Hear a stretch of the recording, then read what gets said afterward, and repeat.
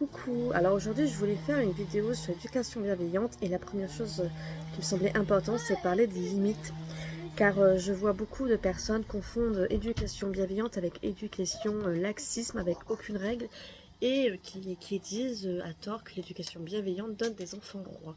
Donc je voudrais expliquer pourquoi ça ne donne pas d'enfants rois mais que c'est plutôt l'éducation laxiste qui donne des enfants rois et non l'éducation bienveillante. Alors, tout d'abord, en fait, déjà, il y a mon voisin qui fait du bruit parce qu'il est en train de tondre la haie, donc vous allez peut-être entendre du bruit derrière. Et j'ai mon fils qui fait de la peinture derrière moi, qui est en train de mélanger plein de couleurs. J'espère qu'il va peindre parce que là, il est en train de me faire un gaspillage de peinture. Mais bon, voilà, il est en train de faire son expérience de peinture. Donc, pour cela, je vais bien détailler chaque éducation pour bien vous montrer les différences de limites dans chaque éducation. Donc je vais déjà l'expliquer les deux extrêmes. Ce que j'appelle les extrêmes, c'est l'éducation autoritaire et l'éducation laxiste. Donc l'éducation autoritaire, c'est quoi? Si j'ai envie de dire l'éducation autoritaire, ce serait par exemple, il n'y a que des interdits. Et je ne vais pas dire qu'il n'y a que des interdits, mais très peu d'autorisés. C'est-à-dire énormément de rouge et un petit peu de vert de temps en temps. En fait, quand le parent on a décidé de mettre un petit peu de vert et de lâcher un peu la bride. Alors c'est-à-dire qu'on est vraiment sur beaucoup d'interdits. L'enfant n'a pas le droit de faire ci, l'enfant n'a pas le droit de faire ça. On respecte pas en fait, la psychologie de l'enfant. On est surtout, j'ai envie de dire, surtout sur la tranquillité du parent. C'est-à-dire l'enfant a le droit de rien du tout parce que le parent a envie d'être tranquille. Il n'a pas envie d'être embêté, donc il va mettre énormément d'interdits. Donc le risque de ça, c'est que vous allez avoir, ça va entraîner beaucoup de colère chez l'enfant, qui ne montrera peut-être pas tout de suite la colère. Soit vous avez un enfant qui va être énormément dans la colère, qui va peut-être le montrer, parce qu'il trouvera cette éducation au bout d'un moment injuste. Il sera en colère, il voudra se rebeller contre cette éducation. Ou alors vous aurez au contraire un enfant totalement prostré, c'est-à-dire l'enfant qui ne bouge pas. C'est vraiment important de dire qu'un enfant un enfant de 5 ans, et même avant 5 ans, qu'on dit « Ah, c'est un enfant sage », ce n'est pas normal. Un enfant sage à 5 ans, qu'on dit qu'il est sage comme une image qui ne bouge pas, ce n'est pas normal.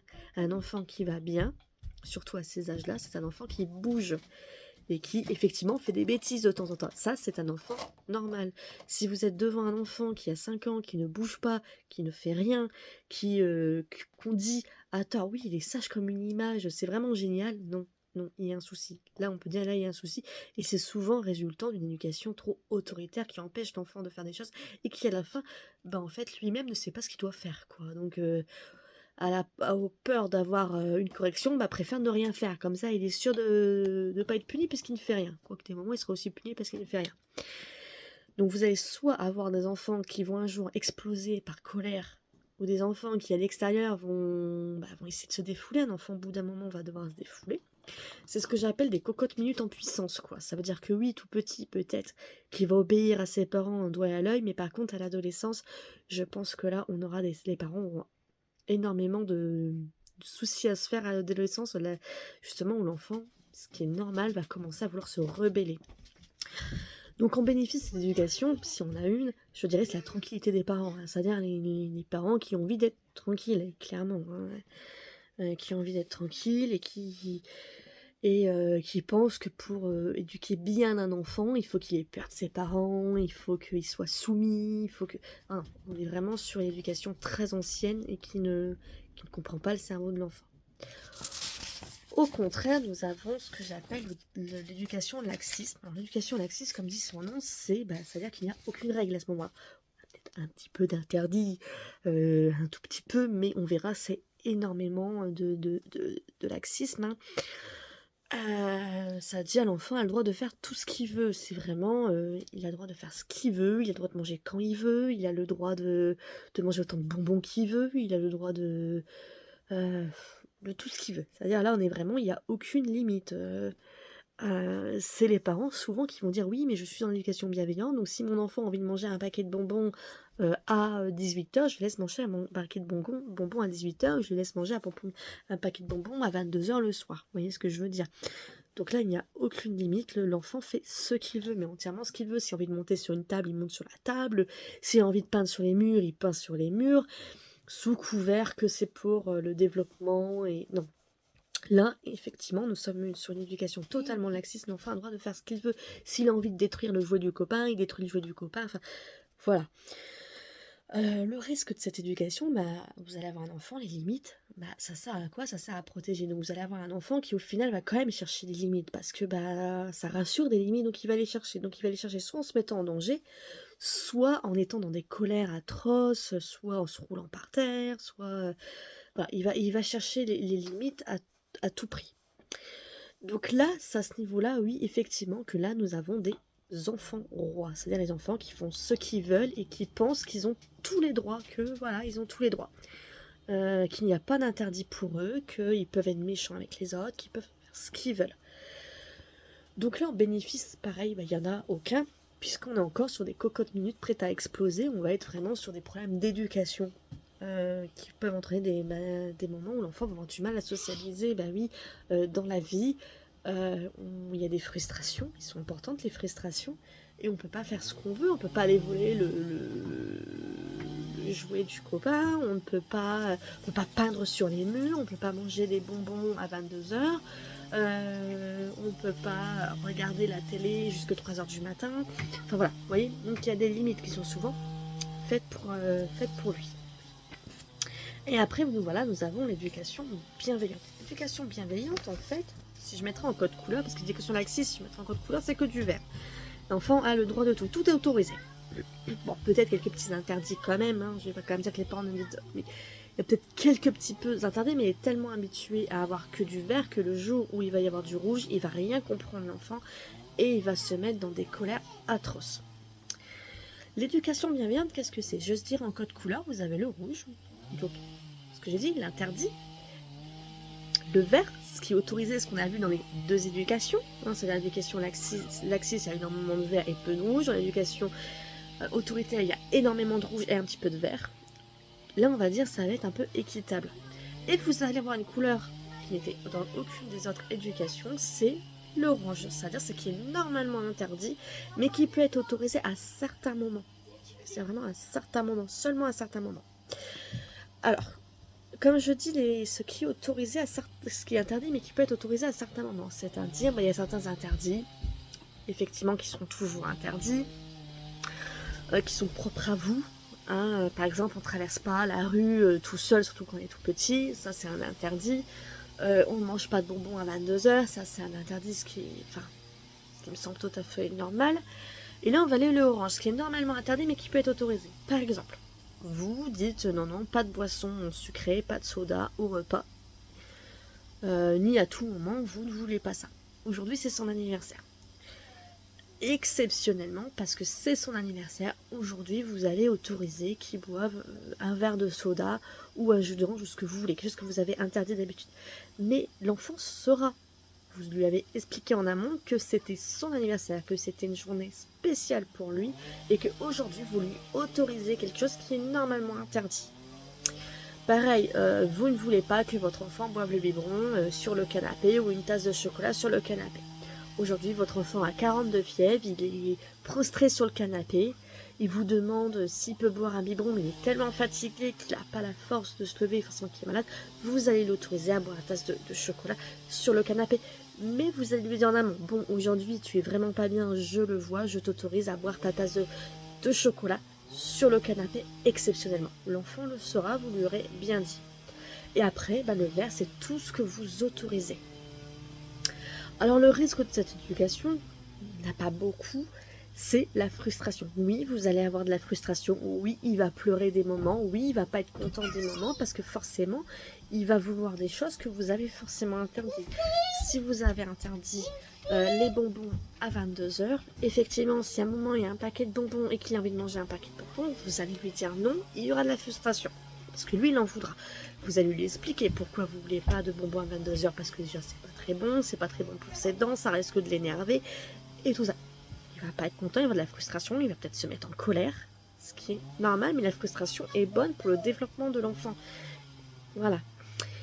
Les bénéfices, là, il va y en avoir. L'enfant sera bien. Il aura une bonne estime de lui-même, il aura confiance envers ses parents, Et il y aura surtout une relation de gagnant-gagnant. Au final, dans l'éducation bienveillante, c'est ça, une relation de gagnant à gagnant. Le parent est gagnant, l'enfant est gagnant. Il n'y a pas de perdant dans cette éducation. Alors, ce qui est important pour les règles, et je pense qu'il est important de le noter, c'est qu'une règle, elle doit être connue en amont. C'est-à-dire, sur l'éducation bienveillante, c'est pareil. La règle est connue en amont. C'est-à-dire, si vous ne voulez pas que l'enfant mange ou boive du chocolat sur le canapé, on lui a bien dit en amont. Voilà, on a acheté un nouveau canapé, ou bah non, là je veux pas parce que tu risques de tâcher, on lui dit en amont. Les règles sont fixes, c'est-à-dire sauf les points orange que vous, de temps en temps, que vous transgressez parce que c'est des moments exceptionnels, elles sont fixes. C'est pas au gré de votre humeur, c'est-à-dire c'est pas un jour autorisé parce que vous êtes super bien, vous êtes super heureuse, et le lendemain c'est interdit parce que vous êtes pas bien, parce que vous êtes grognon, parce que vous avez eu une mauvaise nouvelle, quoi. L'enfant peut pas le comprendre que parce que vous êtes pas bien, vous changez totalement la règle. Et en plus, il risque de sentir cette chose totalement injuste et ne pas la comprendre au final. Pourquoi un jour c'est oui, pourquoi un jour c'est non, ça là, il ne comprendra pas. Voilà. C'est vraiment les choses qui me semblent importantes à dire sur l'éducation. Donc j'espère que voilà, ça vous a permis de faire une grande différence entre l'éducation autoritaire qui empêche totalement l'enfant un peu de faire des choses, qu'il est toujours dans les interdits, tu n'as pas le droit de faire ci, tu n'as pas le droit de faire ça, et tout, dans l'éducation laxiste où on laisse tout faire, et parfois, voilà, je vois certaines choses où c'est sous couvert de l'éducation bienveillante, en disant oui mais l'enfant faut qu'il fasse ses expériences, oui il faut qu'il fasse ses expériences, il a le droit de peindre d'une manière différente que sur une table, mais dans ce cas-là, on va lui mettre un endroit qui sera consacré à ça pour qu'il ne peigne pas sur le mur, hein, mais peut-être que vous pourriez mettre une feuille, et là il pourra peindre sur la feuille, mais vous l'aurez bien dit que c'est à peindre sur la feuille et pas sur le mur, parce qu'on ne peint pas sur les murs, parce que bah voilà, pour nettoyer après, ça risque d'être très dur, et puis on ne peut pas abîmer les lieux. Voilà, moi j'ai vu beaucoup de choses sous couvert de l'éducation bienveillante où on laissait par exemple les enfants détruire certaines choses en disant ah oui mais bon c'est accès à l'enfant donc l'enfant il a le droit d'y toucher, il a le droit et donc il le détruit. Non, par exemple s'il y a une table de décoration de Noël où c'est des exposants qui ont montré, on va pas dire à l'enfant ah bah tu peux toucher, c'est à ta portée, tu peux tout détruire.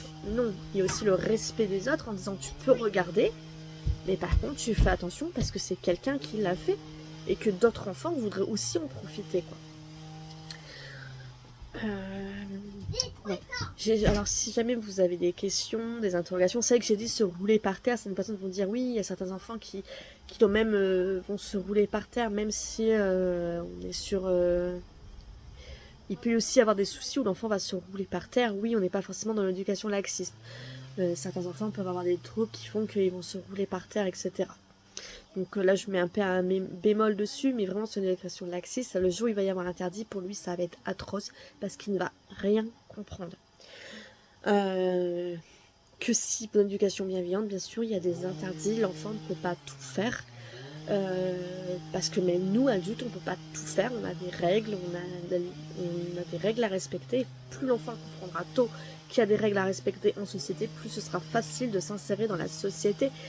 Parce que forcément, un enfant qui a une éducation laxiste, qui a toujours eu le droit de tout faire, le jour où il va se retrouver dans la société, que ce soit en collectivité, à l'école, en crèche, ou je ne sais où, ça va être très difficile à lui, très difficile pour lui de comprendre que bah non, il y a des interdits, qu'il ne peut pas faire ce qu'il veut, qu'il ne peut pas monter sur la table où les autres enfants sont en train de manger, qu'il ne peut pas mettre les pieds sur la table, qu'il ne peut pas...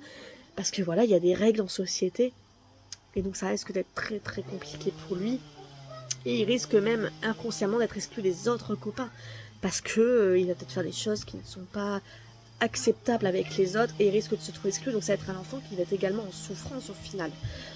Quand on dit un enfant roi, il ne faut pas croire qu'il est heureux l'enfant. C'est souvent un enfant qui est en souffrance, qui est en recherche de limites et qui se retrouve souvent un peu isolé, un peu mis une étiquette de l'enfant roi, de l'enfant passage, de l'enfant tyrannique, et il se retrouve avec cette étiquette sur la tête, quoi. Donc c'est un enfant parfois qui est très très malheureux au final. C'est pas du tout un enfant heureux. Autant dans l'éducation autoritaire, l'éducation laxiste, on n'a pas du tout des enfants heureux.